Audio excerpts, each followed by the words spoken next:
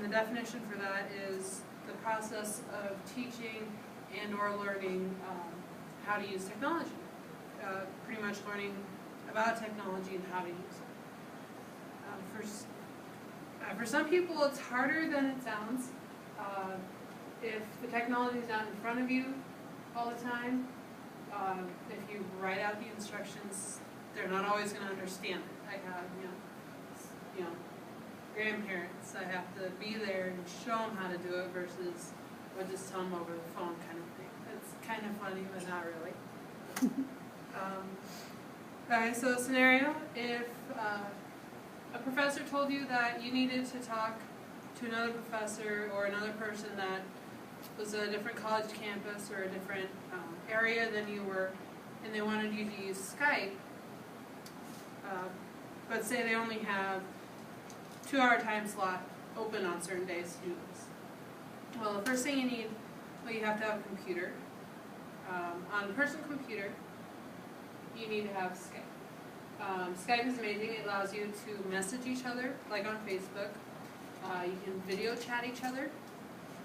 You can just talk to each other and not see each other.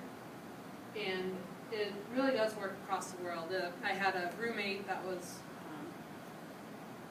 I want to say from China this summer, and she had to call her family and talk so that her mother could talk to her grandkids.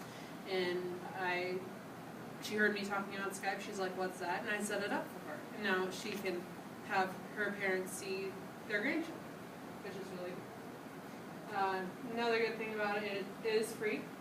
And as long as you have a computer or like an iPod or something, maybe a little advanced, to be very useful.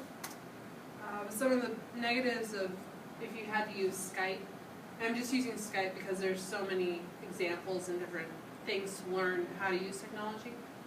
Skype, you have to download it off the internet, and once you do that, you have to set up a password, a username, and a couple nitpicky things that if the person is like older, they might not understand what they have to do that. Why do they have to do that kind of thing.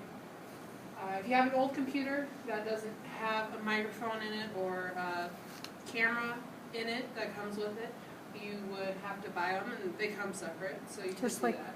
Just like all of these. These have no output. You can't listen to music without your jack because there's no speakers or there's not a microphone built in. So. And they're fairly cheap. It depends on what you're looking for. Some come with different perks. I have one for my old computer. It's just plugs into USB. It's a camera and microphone in it, which is really nice. One of the problems if you're talking to someone, they only have certain available time. If you're in a bad place, or not a bad place, if you're in a place that doesn't have reliable internet or public Wi-Fi, flaky internet, if you just want a message, usually you can get by. But if you want a video chat, you have to have a pretty strong connection. So just some of the positives and negatives. Very good. Resources and very basic on digital literacy. Did you make that in Word the word cloud? Did you do that, or did you find that on the internet? The picture? Yeah. Of the word collage at the bottom. This one? Yep. Have you anybody ever made those? Yeah. You can make them on. I can't think of what they're called. I found it.